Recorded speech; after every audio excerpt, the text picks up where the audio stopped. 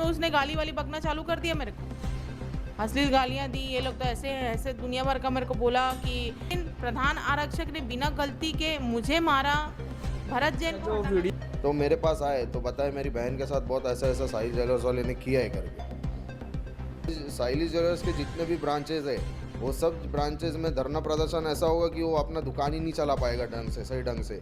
और करीबन 2-3 दिन से एक मामला काफ़ी हाईलाइट चल रहा है दुर्ग में, सहेली ज्वेलर्स का। सहेली ज्वेलर्स अपने कस्टमर के साथ अभद्रतापूर्वक व्यवहार करता है। व्यवहार तो अलग है, साथ ही साथ पुलिस को बुला के अपने दुकान में इसके साथ मारपीट भी करता है। पीड़ित हमारे साथ है और क्या कुछ कहानी है मैं नहीं बताऊंगा, इन्हीं के मुंह से आप जानेंगे। जी बताएंगे ये मामला पूरा कहाँ से शुरू हुआ था? ये शुरू हुआ था 15 तारीख से। क्या कुछ हुआ था? 15 तारीख को मैं गई थी ज्वेलरी लेने के लिए। दुर्ग के गांधी चौक में सहेली ज्वेलर्स है, यशवंत साहू का ऐड दिखती थी तो उसी के थ्रू मैं वहाँ पहुँच गई कि ऐसा ऐसा अच्छा मिलता होगा ऐसा करके। तो वहाँ देखी मैं, ज्वेलरी ख़रीदा मैंने और 22 कैरेट मैंने लिया। 22 कैरेट ज्वेलरी है, हॉलमार्क होगा करके मैंने सब लिया, लेकिन उसमें सिर्फ 22 कैरेट है, हॉलमार्क नहीं है, उसमें अप्रूवल नहीं है ज्वेलरी में। फिर डेट वेट भी उसमें गलत लिखा था। मैं 16 तारीख को गई नहीं थी, 16 तारीख का डेट लिखा हुआ था उसमें। 15 तारीख को गई थी मैं, एडवांस में मेरे 15 तारीख से ही जमा है। तो मैं इस बिल के सिलसिले में 19 तारीख को गई, क्योंकि मेरे यहाँ बच्चों को संभालने के लिए उसके फादर आए, उसके बाद मैं गई। उसके बाद 19 तारीख को जब मैं गई तो जो मालिक है लोकेश जैन वहाँ था वो, और वहाँ के स्टोर कीपर जिसने मुझे सारी ज्वेलरी दिखाई थी उससे बात हुई। उसको बोला मैंने आपने बिल भी गलत बना के दिया है और ज्वेलरी में हॉलमार्क नहीं है, तो मुझे आप मेरा पैसा जो है वो रिटर्न कर दीजिए। जब 50,000 मैंने जमा किया है कंगन का, मैं आगे नहीं बना सकती और आज बन के आया भी नहीं है। जब मैंने बोला था तो मैं देख भी नहीं रही हूँ, तो 50,000 आप वापस कर दीजिए और ये बिल सुधार दीजिए। ये जो बिल 15 तारीख को मैं आई थी, 15 तारीख का डेट डाल दीजिए और इसको सुधार के दीजिए, और जो रेट चल रहा था 15 तारीख को उसका रेट डालिए करके, ठीक है, ऐसा बोली मैं उसको। तो फिर वो बोले कि नहीं बिल नहीं सुधरेगा और पैसे भी वापस नहीं होंगे करके बोला लोकेश जैन ने। तो मैं बोली क्यों क्यों नहीं होगा?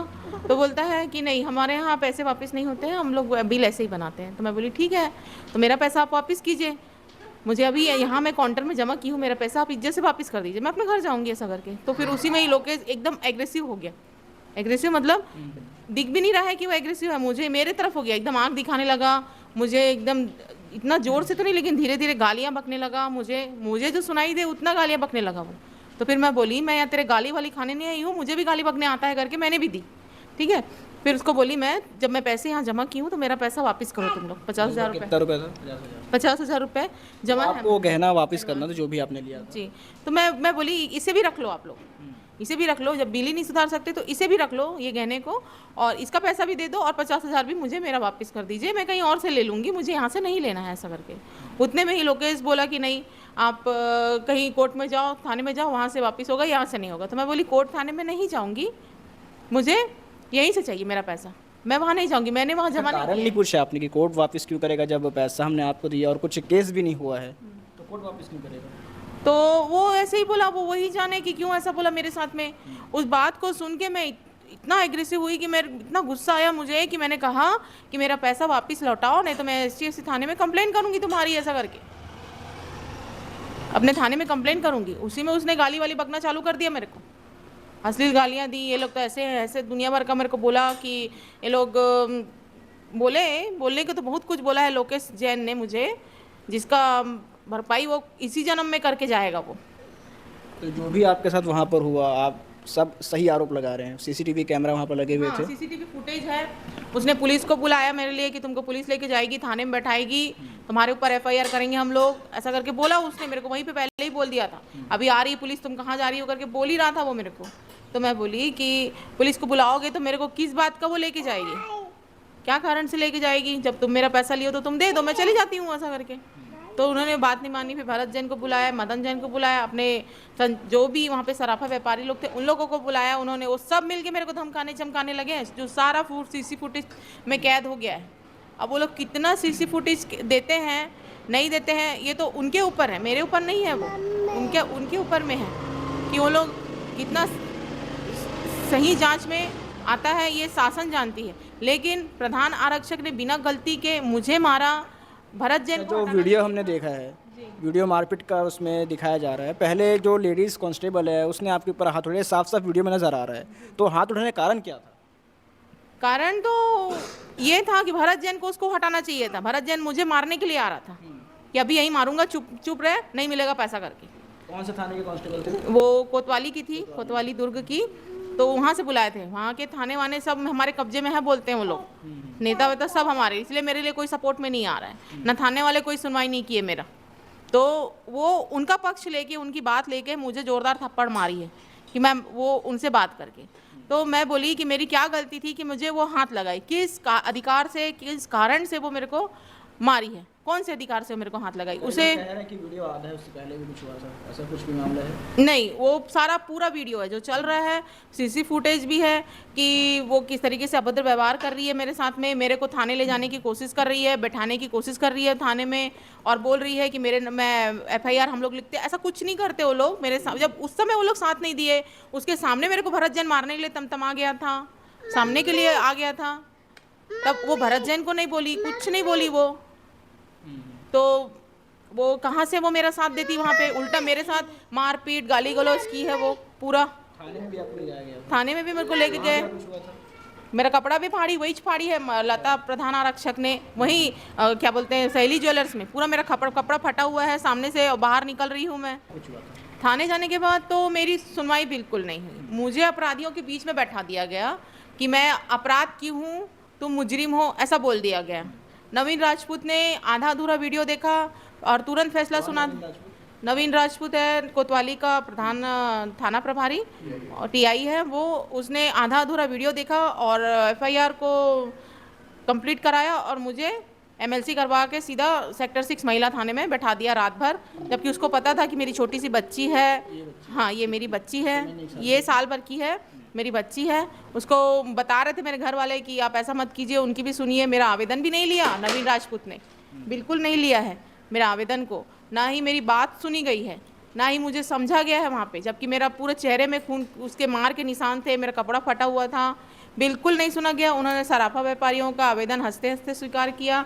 उन्होंने सराफा व्यापारियों से कहा कि आपका काम हो जाएगा, और प्रधान आरक्षक के साथ देते हुए उन लोगों ने मेरे ऊपर FIR की, मुझे FIR का कॉपी भी नहीं दिया, मेरा आवेदन स्वीकार नहीं किया, मुझे अपराधी बोलकर मुझे नवीन राजपूत ने बोला कि मैं ये सब मैं की हूँ, मैं मारी हूँ, आधा अधूरा वीडियो देखकर, जबकि उसमें सबसे प्रधान आरक्षक जो है वो मुझे किस अधिकार से मारी है, पहले वो स्पष्टीकरण में दे कि कोई ऐसा कारण नहीं था वहाँ पे। पहली बात तो ये है जिस कारण से उसने मुझे मारा। भरत जैन के ऊपर उन्होंने कोई कार्रवाई नहीं की कि उन्होंने मुझे इतना सब कुछ बोला है, मेरे पैसे वापस नहीं कराए, मुझे वहाँ बहुत चमकाया धमकाया गया है, मेरे पैसे हड़पने की पूरी कोशिश की है उन लोगों ने। अगर मैं न्यूज़ मीडिया पे या लोगों के सामने अपनी बात नहीं रखती तो आज मुझे न्याय मिलने की उम्मीद भी नहीं होती। अभी क्या कुछ आप चाह रहे हैं कि न्याय मिले, तो कैसा मिले? पैसा वापस चाह रहे हैं कि उन पर कार्रवाई भी चाह रहे हैं, क्या कुछ चाह रहे हैं? जिस हिसाब से मेरी बेइज्जती किए हैं तो मैं कार्रवाई तो चाहूँगी ही, पैसा तो मेरा ही है, मुझे तो वापस करना ही है उनको। वो क्यों वापस नहीं करेंगे मेरा पैसा जब मैंने उनसे सामान खरीदा ही नहीं है? मेरा पैसा वहाँ एडवांस जमा है और मैं लेना भी नहीं चाहती उनसे, तो मेरा पैसा वापस कर दे। तो ये थी इनकी कहानी, जो भी कुछ घटना इनके साथ हुई आपने इन्हीं की ज़ुबानी सुना, और वीडियो भी मैंने आपको दिखाया जिसमें देखा जा रहा है कि जो महिला आरक्षक है वो पहले हाथ उठाती है, उसके बाद जो माहौल वहाँ गर्म होता है अपने बचाव में ये भी हाथ उठाते हैं, और सभी वीडियो आपने देखा। और आपकी माता जी भी शायद थी वहाँ? मेरी माँ से हाथापाई की है वो।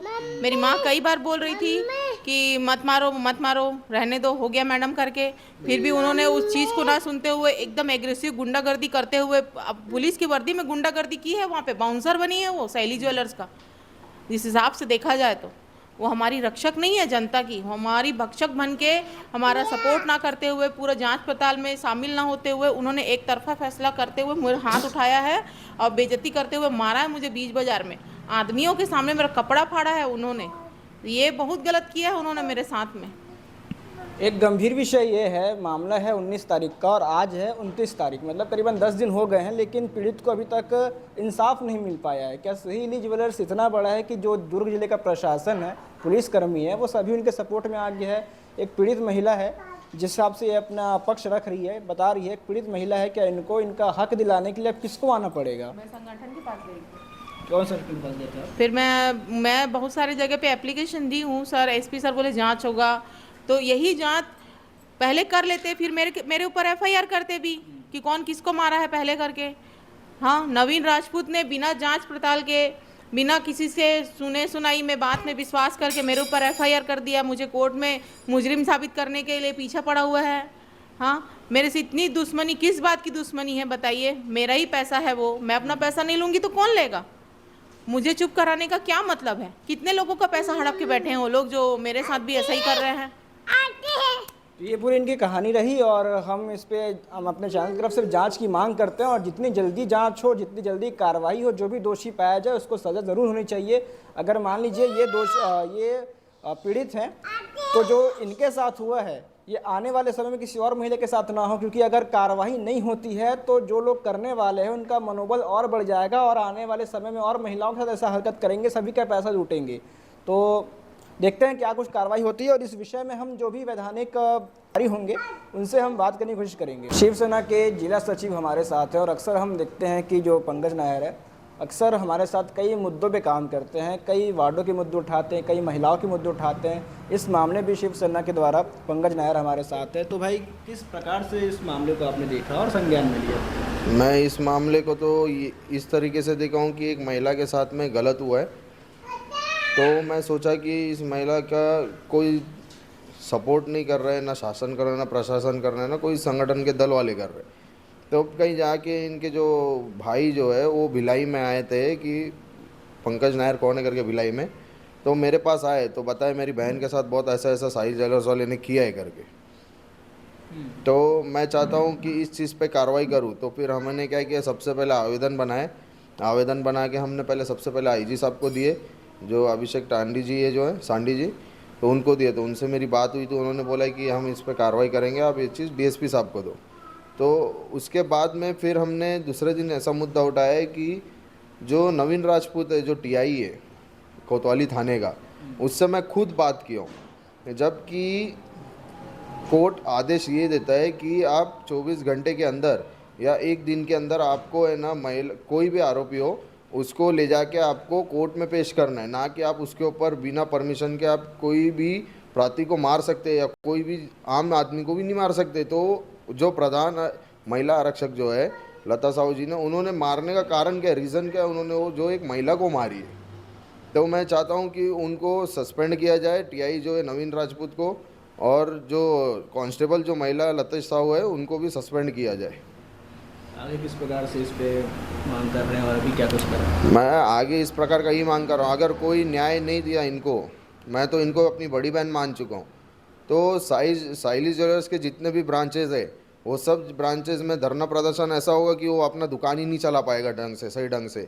और मैं यही शासन प्रशासन को मैं यही बोलता हूँ कि जल्द से जल्द इस पर कार्रवाई करो। अगर इस पर कार्रवाई नहीं होगी तो थाना घेराव होगा, वो अलग है। और जो साइली ज्वेलर्स जो चला रहे हैं, मैं तो उनको भी ये चेतावनी दे रहा हूँ, जो भी मदन जैन है, वो कितना बड़े पार्षद क्यों ना हो, कितना बड़ी महापौर क्यों ना हो, कुछ ना हो, जब शिवसेना पे बात आती है तो वो कोई नेतागिरी कुछ नहीं दिखती, बस सीधा हंगामा करने के लिए तैयार रहती है। तो ये थे पंकज नायर हमारे साथ में।